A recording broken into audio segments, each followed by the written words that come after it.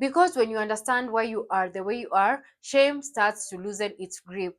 You stop asking, "What's wrong with me?" and start asking yourself, "What happened to me?" And that shift changes everything. And that is the shift I want you to have today. That is the shift I want your way.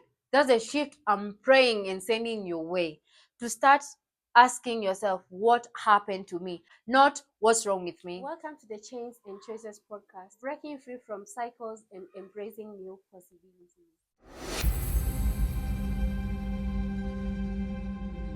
Guys, before we begin, I want you to take a breath with me. Not because you're anxious, not because you're wrong, but because life really gives us permission to slow down. But this moment right here does. If you're listening to me while driving or lying in bed or doing your chores or maybe staring at the ceiling, wherever you are, I want you to know something fast. You're safe here. Remember, this is a safe space for you to slow down, to breathe, reflect, and to make wise choices that can transform our lives. Welcome to the Chains and Choices podcast by Ngina, where we break cycles and embrace new possibilities. This is basically series 2, but the first episode. Okay?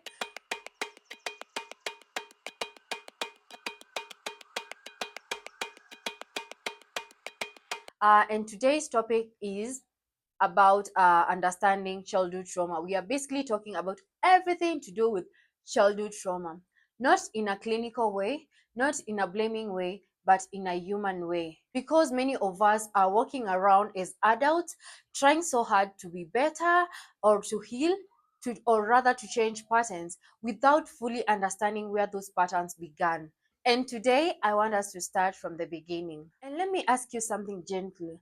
Have you ever reacted to something and later thought to yourself, "Why did I react like that? Why did I respond like that?" Or rather, have you ever loved someone so deeply but still felt unsafe with them? Or maybe you're just there, you're feeling triggered by small, small things without understanding why, or rather, you can't explain why, or you're constantly bracing yourself even when nothing is wrong. If yes, this episode is for you. Because most of the things that are holding us back today are the very, very things that helped us survive back then. What do I mean? The same things holding us back today are the very things that made us survive years back. And they were created moments when we were trying to feel safe, to feel chosen, to feel seen. I mean, from the way you love, the way you react, the way you protect yourself, the way you stay silent to avoid conflict, the way you over explain, or rather the way you tolerate too much. These are the patterns I'm talking about. And remember, these patterns don't come from nowhere. As I've said, they were built in moments where you were trying to feel safe, to feel chosen, to feel enough. And childhood is often where those moments began. When people hear the word childhood trauma, they often think it has to mean something so extreme, something so dramatic, or maybe something so obvious. But trauma isn't defined by how bad something is on the outside, or rather, how bad something looked on the outside. Trauma is defined by how unsafe it felt on the inside. Do you understand?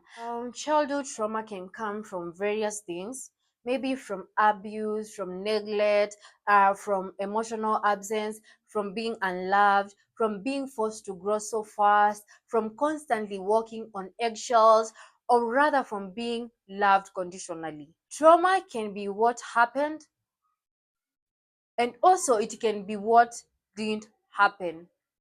Let's say the comfort you didn't receive, the protection you didn't feel, the reassurance you needed but never got. Trauma can be a lot of things. And the thing is, we as children, we never question these things.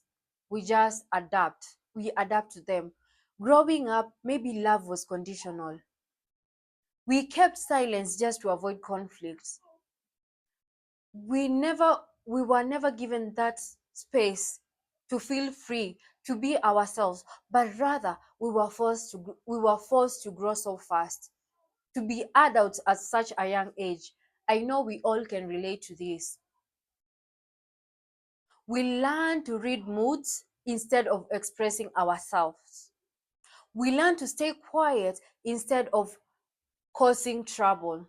You know, we learn to be strong instead of being supported.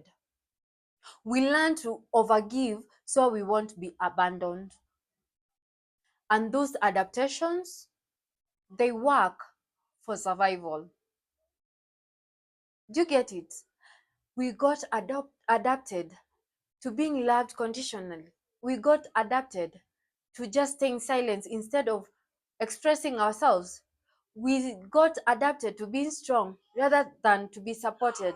And those adaptations, they only worked, or rather still work, for our own survival.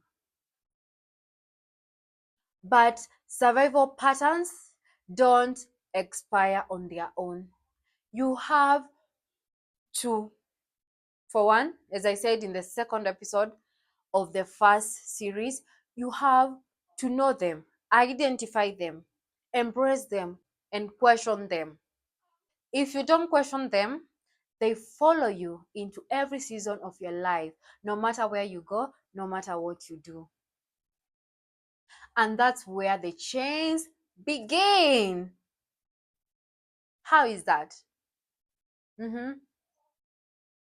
At some point in this life, the very things that protected us starts limiting us. I mean, the same thing which was protecting you at some point begins to limit you. Like being low maintenance turns into suppressing your needs. Being independent turns into never asking for support or help.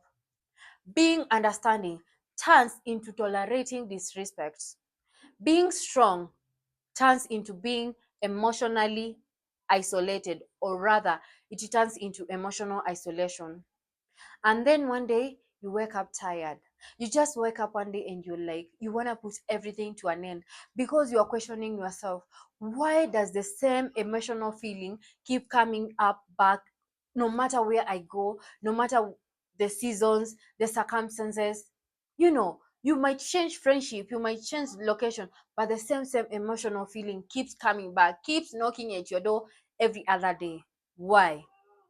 So that is finally when you just wake up one day and you're tired, not physically tired, but emotionally tired. Tired of choosing the same kind of people, tired of feeling misunderstood, tired of carrying pain you didn't create. And you see that tiredness, that's not weakness, that's awareness knocking. The good thing is that that tiredness you're feeling, that that particular feeling, you're tired, I'm tired of this, I'm tired of this pain, I'm tired of having this cycle being repeated in my life, that is awareness knocking at your doorstep. And please, you will be so convinced, you'll be having that heavy feeling not to open that door, but please wake up with all your mighty and open that door, because that's awareness. Understanding childhood trauma is not about blaming your parents, caregiver, or your past. It's about clarity. Because when you understand why you are the way you are, shame starts to loosen its grip. You stop asking, what's wrong with me? And start asking, what happened to me? And that shift changes everything. Let's talk about how childhood trauma shows up later in life. Not in obvious ways, but in so everyday patterns. It shows up in how you attach to people. Maybe you cling tightly, afraid they will leave. Maybe you keep your distance, afraid they'll get too close. It shows up in conflict. Maybe you shut down, maybe you explode, or maybe you apologize even when you're not on wrong.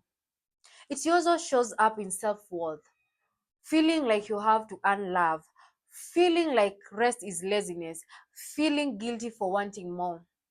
It shows up in how you see yourself, always questioning, always doubting, always shrinking. And none of this means you're broken. It means you learned how to survive in an environment that didn't fully support you. Do you understand?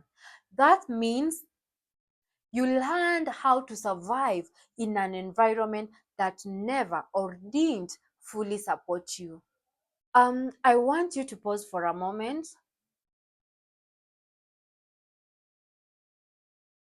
Ask yourself, not harshly, not critically, just honestly, what did I need as a child that I didn't receive? Safety, attraction, affection, consistency, validation.